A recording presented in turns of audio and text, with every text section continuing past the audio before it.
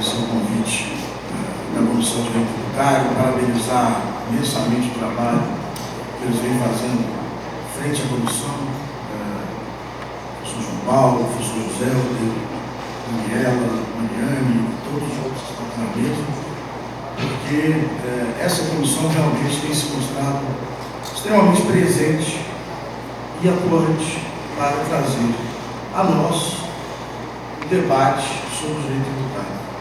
Antes de falar do meu tema, eu queria, muito rapidamente, agradecer também à comissão, a homenagem feita ao professor Sacha. O meu agradecimento aqui não é como sócio dele agora, mas como um privilegiado que eu sou, por ter tido o professor Sacha como professor da graduação, posteriormente orientador do meu mestrado, co-orientador do meu doutorado, sócio, amigo e testemunha de várias ocasiões em que, como ontem, vi o professor defender arduamente a nossa ordem jurídica, e é, sem dúvida nenhuma, um privilégio para todos nós em Minas tê-lo aqui como professor. Eu costumo dizer em algumas palestras que não necessariamente nós vamos concordar sempre com a doutrina clássica, com a doutrina do professor Sacha, com a doutrina do professor Isabel, ambos de Minas, o professor Alberto Xavier, o professor Geraldo Taliba, professor Paulo de Barros. Mas, uma vez eu ouvi uma frase, uma tese de doutorado, que muito me impressionou, que ela disse que só tinha construído aquela tese porque ela se pautava ou se sustentava em ombros de gigantes. Então, eu queria fazer uma primeira homenagem ao professor Sacha e, com ele, uma homenagem a toda essa doutrina tributária que vem nos sustentando ao longo dos últimos anos.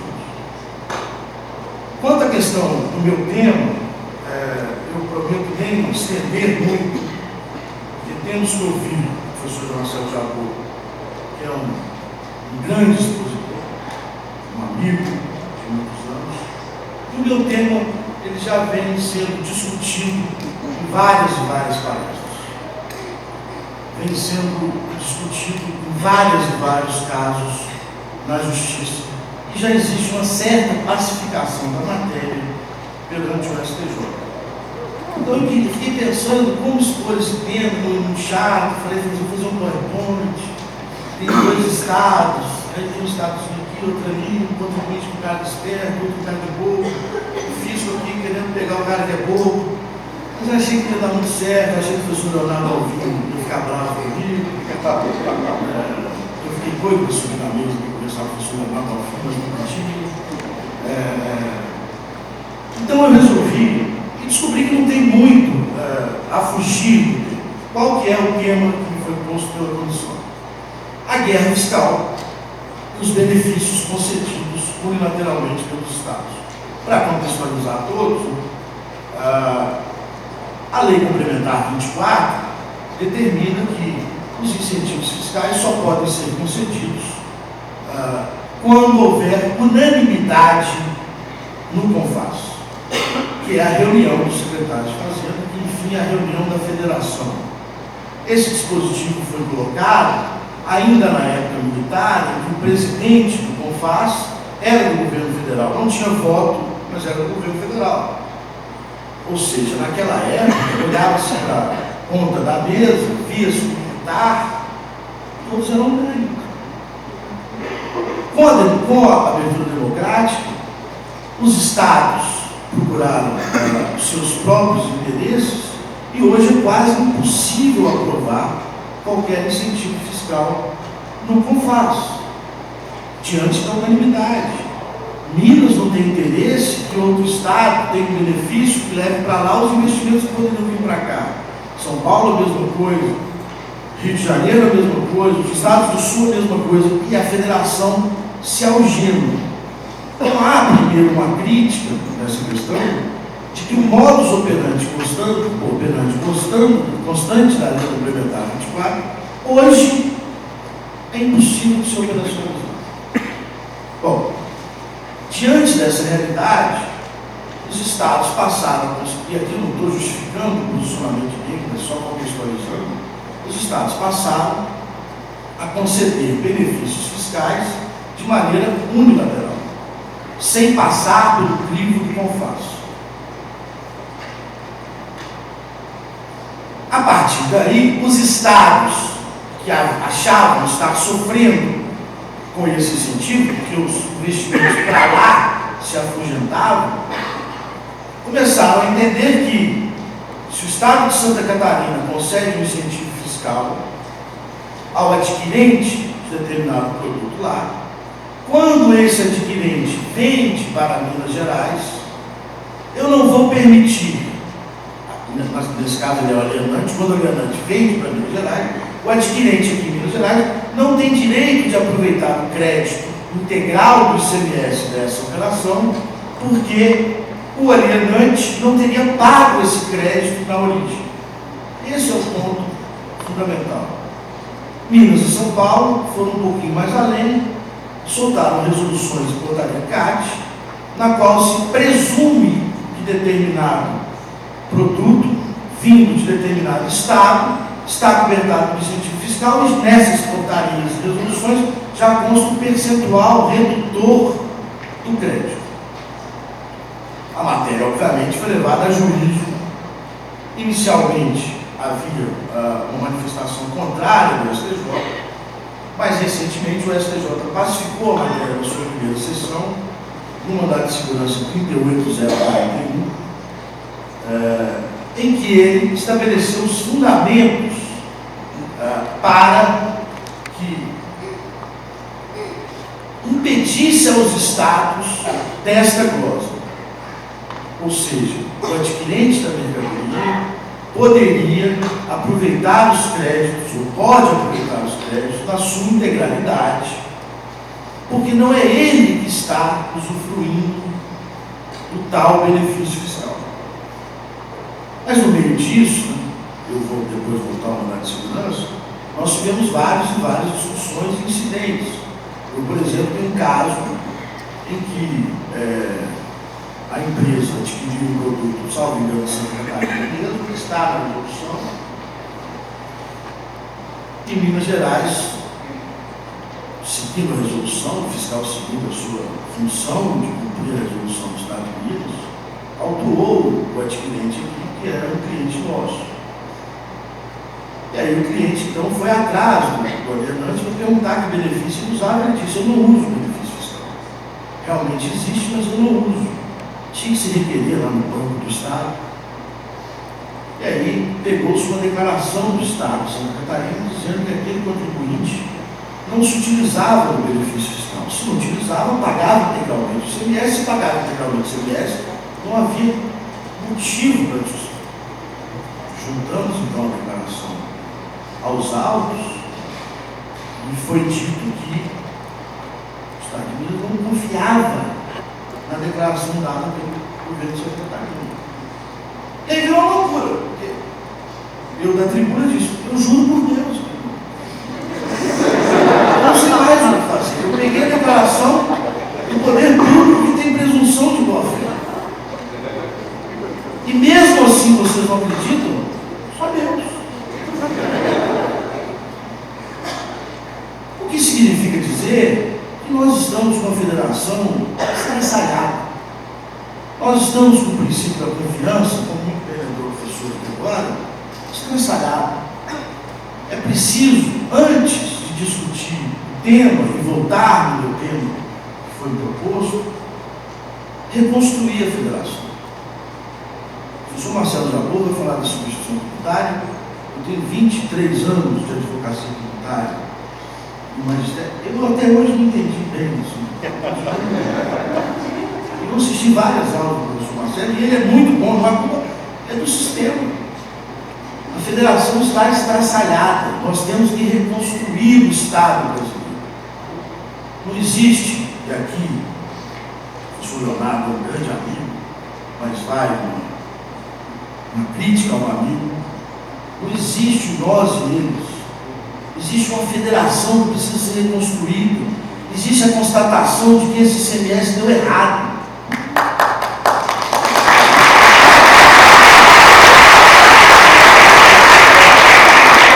Se eu não consigo federalizar o ICMS, porque eu preciso dar autonomia aos Estados, isso faz parte da federação, eu vou federalizar a legislação. É preciso que o Congresso volte a funcionar. É preciso que a gente unifique essa legislação, porque o empresário nesse país, eu não sei como ele sobrevive. Eu acho que a empresa brasileira é um milagre, porque ela tem que competir com estados que estão com a tributação, e aí eu não digo mais justo ou menos justo, mas muito mais inteligente. No Brasil, nós discutimos se carga por aprovitamento de crédito ICMS sobre material refratário, que tem contato direto com o produto.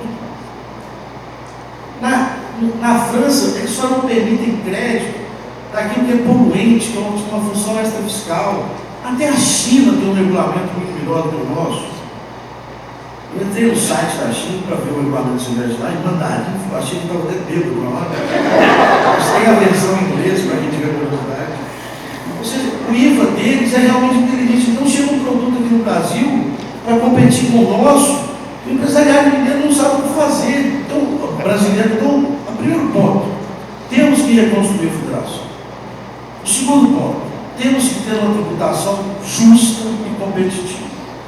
Guerra fiscal existe no mundo inteiro. A comunidade europeia discute guerra fiscal o tempo todo.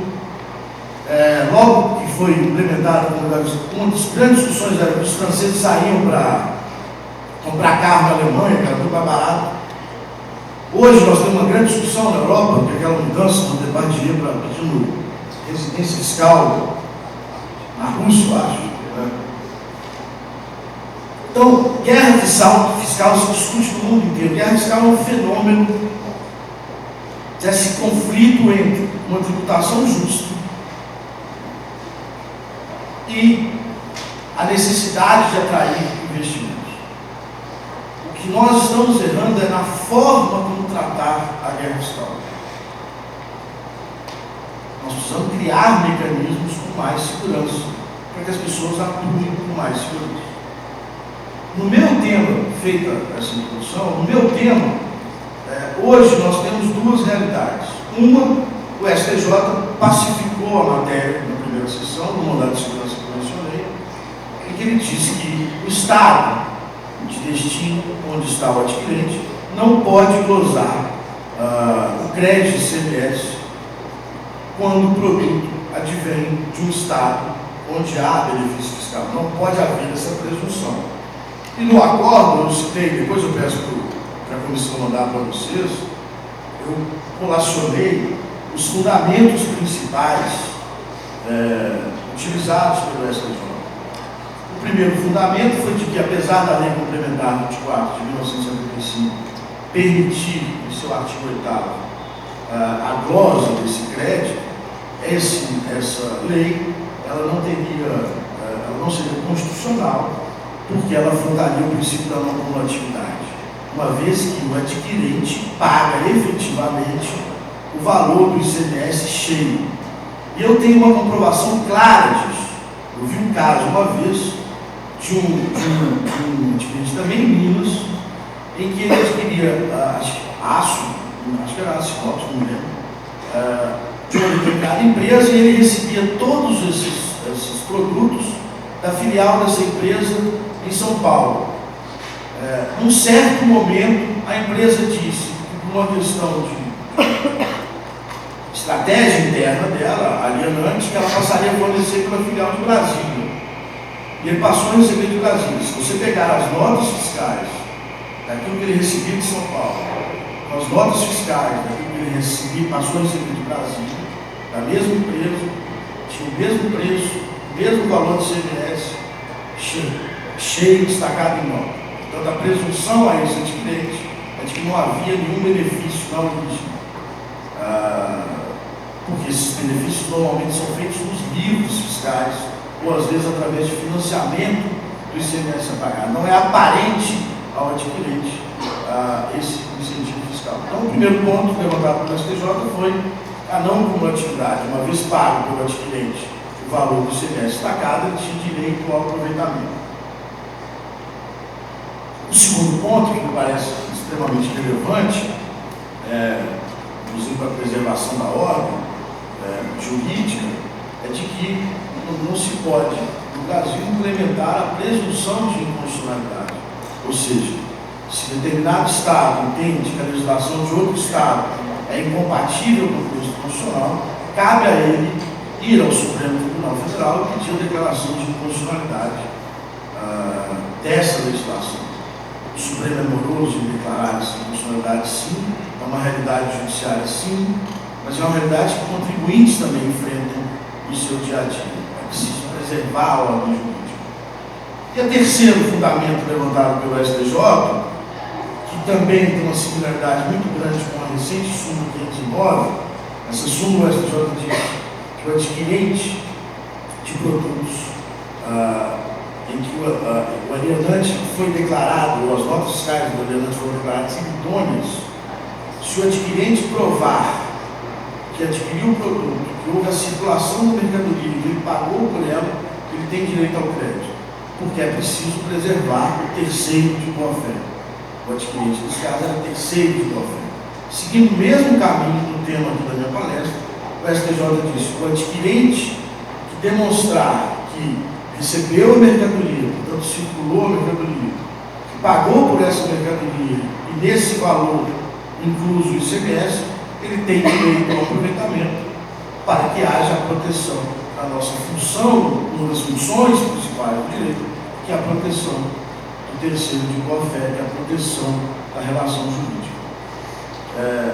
No STJ, a jurisprudência é reiterada e através da CVS a matéria foi devidamente pacificada.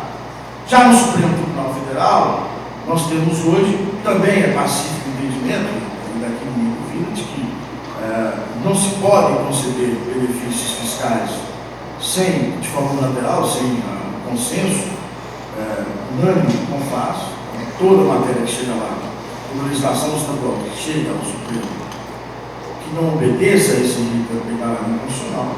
E hoje existe a proposta de uma súmula vinculante, que recebeu críticas da doutrina e também salvo engano, do Ministério Público. A proposta da redação da súmula: qualquer isenção, incentivo, redução de alíquota ou de base de cálculo, crédito presumido, dispensa de pagamento ou de outro benefício fiscal relativo ao ICMS, concedido sem prévia aprovação em convênio celebrado no âmbito do CONFAS, é inconstitucional. A maior crítica a essa súmula é porque ela é muito genérica para servir como um precedente vinculante, com todos os ônus e todas as penalidades advindas daí. E um outro ponto que está sendo, que ainda está no Supremo, e acho que essa súmula também ainda não resolve o problema, porque não resolve a questão do crédito, essa que foi colocada no STJ. E essa parte, também referente ao crédito, que é a matéria da palestra, que o STJ pacificou, hoje está com repercussão geral no Supremo Tribunal Federal. Tenho minhas dúvidas se a matéria é de competência do Supremo, na medida que se está interpretando a Lei Complementar 24. Poderia ser só na questão do artigo 8º da Lei Complementar, mas também continua sendo ferimento indireto à não compatibilidade. Esse é o quadro do tema. Não há muito o que falar além disso, porque é um quadro hoje muito mais maduro do que as primeiras palestras que a gente fez sobre isso.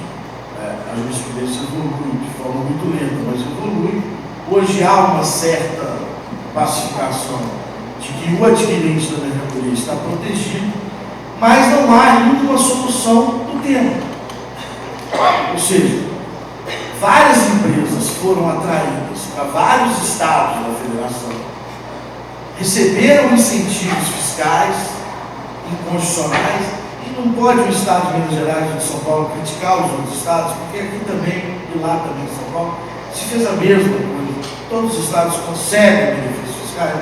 Minas tem um dispositivo, inclusive, aberto, de duvidosa constitucionalidade, já discutido muito com o professor Onofre, que é há um dispositivo na lei mineira que diz que o Poder Executivo pode conceder qualquer benefício fiscal para compensar benefícios fiscais concedidos por outros estados, o equilíbrio da economia mineira. Então todos fazem, não dá para ficar segregando aqui bem, mal, nós e eles, todos fazem, todos praticam. Mas a questão é, se esse incentivo é inconstitucional, de quem cobrar? Do que se beneficiou desse benefício fiscal, mas que dizem que alguns estados, se isso fizer, a economia para. Mas do ponto de vista jurídico, que é o que interessa a minha exposição, certamente não se pode cobrar para o adquirente. Todos esses motivos postos pelo STJ, porque fere a não cumulatividade, uma vez que esse adquirente pagou a integralidade desse tributo. Fere a Constituição Federal, porque nenhuma lei pode ser presumidamente inconstitucional. O Estado não pode ter a autotutela de julgar essa lei como inconstitucional. E fere, por fim, a proteção ao terceiro de boa-fé, que é esse adquirente, que precisa produzir, porque às vezes os produtos que ele adquire somente advêm desses estados incentivados. Esse é o cerne da questão. Mas eu volto ao começo para pedir a todos vocês uma profunda reflexão de que acho que não podemos mais discutir pontualmente a questão do ICMS, mas uma reconstrução da nossa federação. Muito obrigado para vocês. Obrigado, professor Walter, pelo brilhantismo da sua exposição, que é um dos mais espinhosos, né? Essa questão da guerra fiscal com os estados. Eu, particularmente, nesse entendimento do STJ acerca da proteção do contribuinte em face de eventual atuação do Estado que realiza o estorno, a glosa do crédito aproveitado indevidamente, eu tenho uma preocupação com o professor Walter que toca ao fato de que esse entendimento possa se constituir uma restrição ao poder fiscal do Estado. Exigir que o Estado direcione o seu esforço de questionamento contra o outro Estado procedente desse benefício do Supremo, isso representaria uma limitação do poder fiscal do Estado prejudicado com as consequências desse fenômeno da guerra fiscal. Mas é uma questão que eu entendo que ainda tem que se desenvolver, estamos muito longe de uma solução ideal, como o professor Walter disse, passa necessariamente pela revisão do impacto federativo da nossa estrutura, do nosso modelo de federalismo fiscal. Antes de passar a palavra para o professor Marcelo Jabu, eu vou convidar a Larissa Bandeira, integrante da nossa comissão, para compor também a mesa. Por gentileza, Larissa.